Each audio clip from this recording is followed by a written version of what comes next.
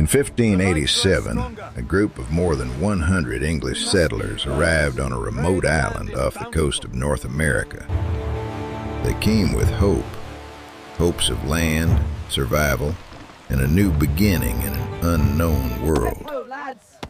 They built homes from wood, planted crops in unfamiliar soil, and dreamed of creating the first permanent English community in the New World.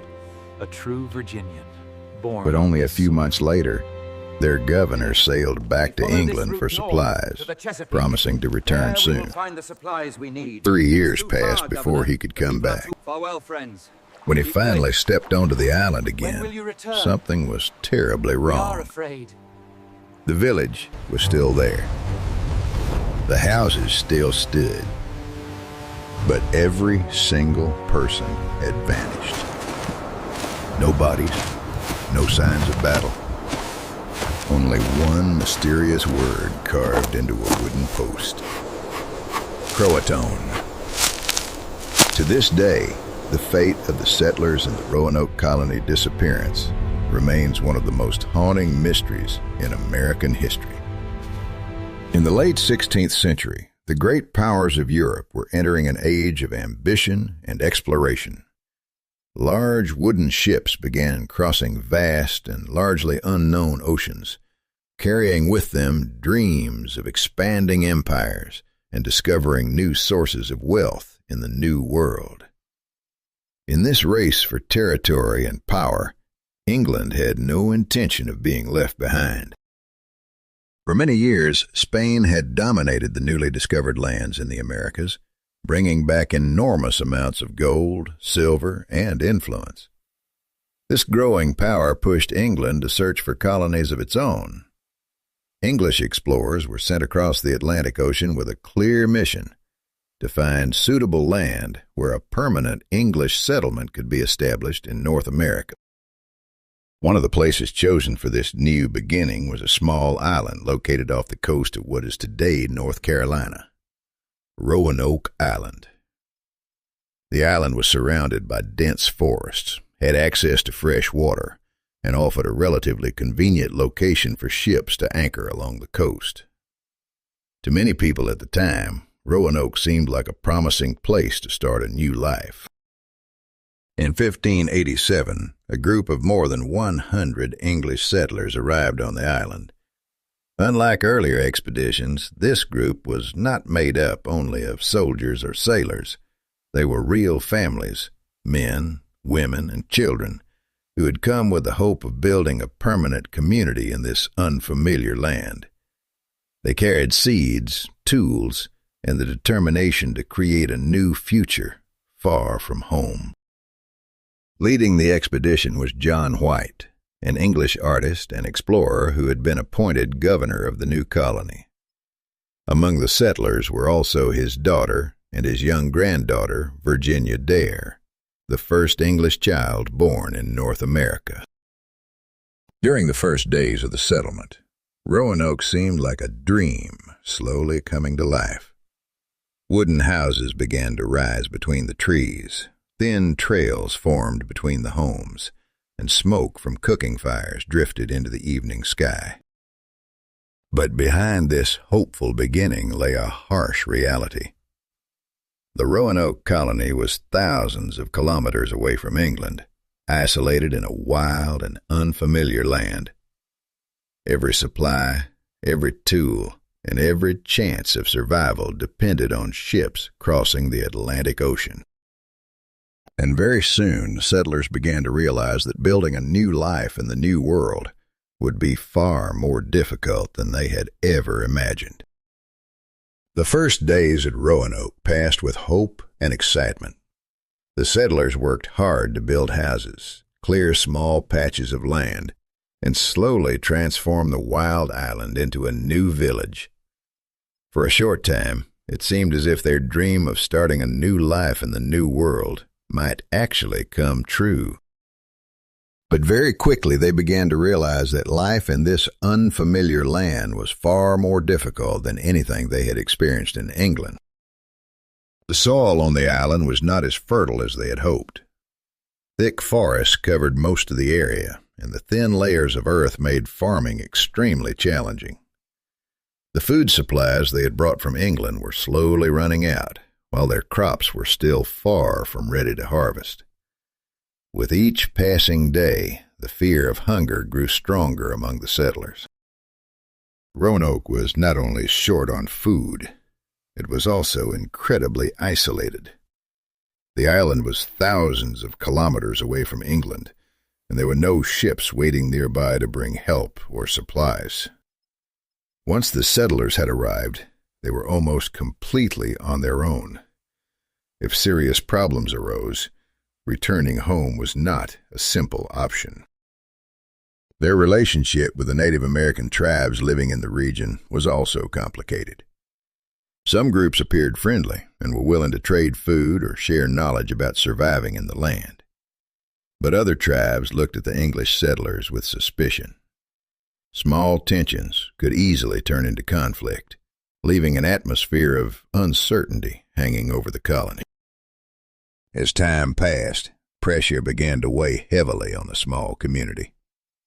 In the evenings, families gathered to discuss the future of the settlement. They all understood one simple truth. Without new supplies from England, the Roanoke colony might not survive for long. Eventually, all eyes turned toward one man, John White. As the governor of the colony, he was the one who had to make the most difficult decision. After many discussions, a plan was formed. John White would sail back to England to bring more food, tools, and additional settlers.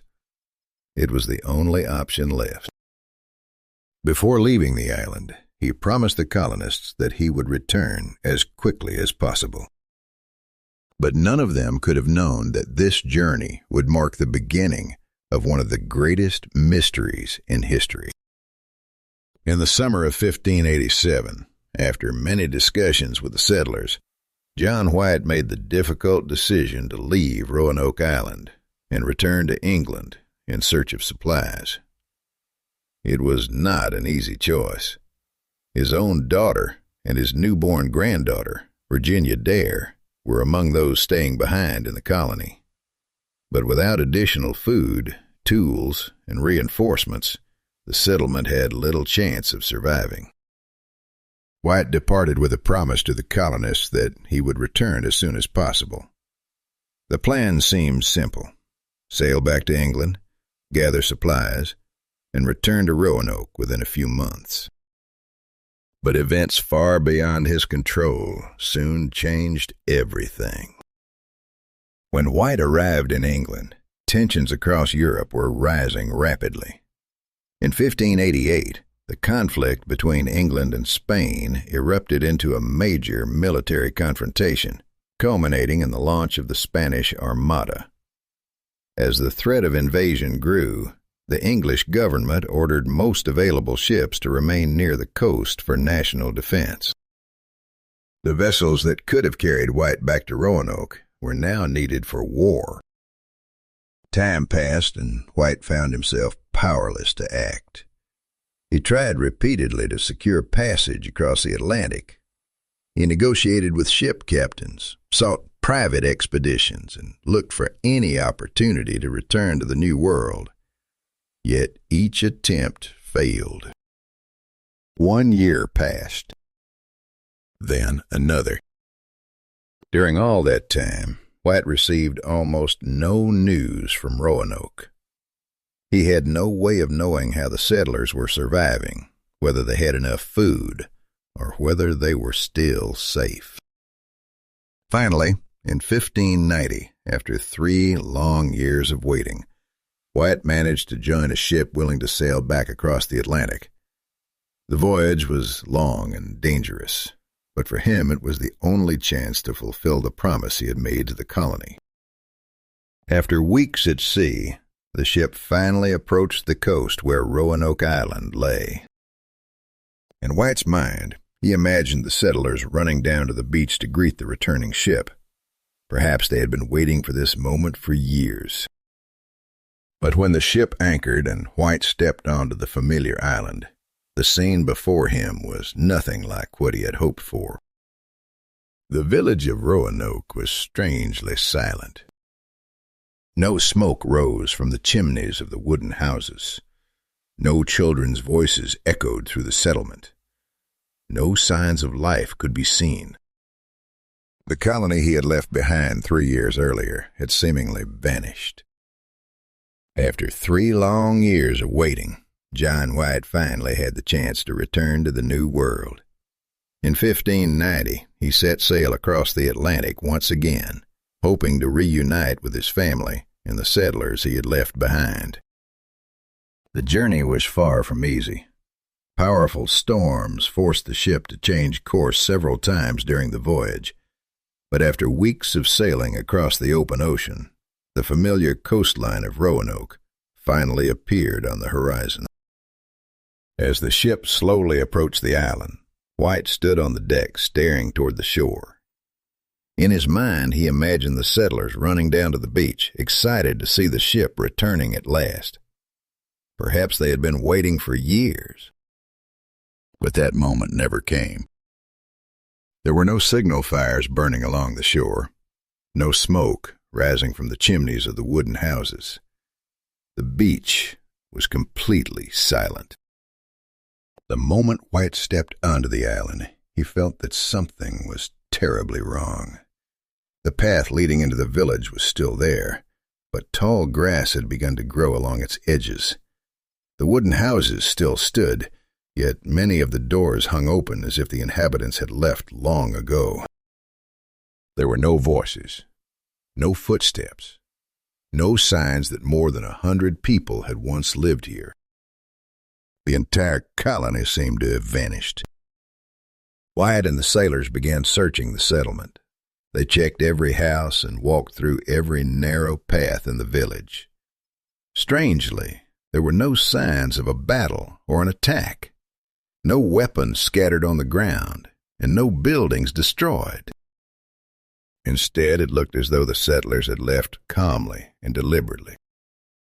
Then they discovered a single clue. Carved deeply into a large wooden post near the center of the settlement was one word: CROATOAN. There were no other messages, no explanations, just that single word. Wyatt remembered the instructions he had given before leaving the colony. If the settlers were forced to move, they were supposed to carve the name of the place they had gone. CROATOAN was the name of a nearby island where a Native American tribe lived. But before White could investigate further, nature intervened. Violent storms began forming at sea, making it impossible for the ship to continue its search. And in that moment, the true mystery of Roanoke began. After discovering that the Roanoke settlement had been completely abandoned, John White was not ready to give up hope. The word CROATOAN carved into the wooden post seemed to offer a possible clue. It might have been pointing to CROATOAN Island nearby, the home of a Native American tribe that had once maintained relatively friendly relations with the English settlers. White believed that the colonists might have moved there in search of help, or perhaps to find a safer place to survive. Determined to follow this lead, he planned to sail to the island and continue the search. But nature intervened. Powerful storms suddenly swept across the waters around Roanoke, making it extremely dangerous for ships to travel. The crew had no choice but to leave the area before they could begin any serious investigation. For White, it was a heartbreaking moment. He was forced to leave Roanoke without finding any trace of his daughter, his granddaughter, or the more than 100 settlers who had once lived there. The ship returned to England carrying far more questions than answers. From that moment on, the Roanoke settlement became known by a new name: Roanoke Colony Disappearance, often referred to as the Lost Colony. No large-scale search was organized afterward. In the following years, England focused its colonial efforts on other regions, and the mystery of Roanoke slowly faded into the background. Yet the story of the vanished colony continued to spread throughout England. Sailors, explorers, and historians all tried to understand what might have happened on that isolated island. But no clear evidence was ever found. More than 100 people, men, women, and children, had seemingly disappeared from history without a trace. And from that moment on, Roanoke was no longer just a failed colony. It had become one of the greatest mysteries in American history. More than 4 centuries later, the mystery of the Roanoke colony disappearance still remains unsolved. What truly happened to the more than 100 settlers who once lived on Roanoke Island continues to puzzle historians, archaeologists, and history enthusiasts around the world. Over the years, many different theories have been proposed. Some researchers believe the settlers may have left the island and eventually integrated with Native American tribes living in the region. The word CROATOAN, carved into the wooden post, might suggest that they moved to CROATOAN Island and joined the local CROATOAN tribe in order to survive. Other theories suggest that the colonists may have traveled inland in search of more fertile land for farming. Some historians also believe they may have suffered from famine, disease, or violent conflict with nearby tribes. Despite these possibilities, no single theory has been fully proven. There is still no definitive evidence that clearly explains the fate of the small colony. Yet the story of Roanoke continues to live on in history. It has become a powerful symbol of the risks and uncertainties of the age of exploration, when people left their homes to venture into distant and unknown lands. Today, the mystery of Roanoke still captures the imagination of researchers and storytellers alike. And even after hundreds of years, one question remains unanswered. What truly happened to the lost colonists of Roanoke?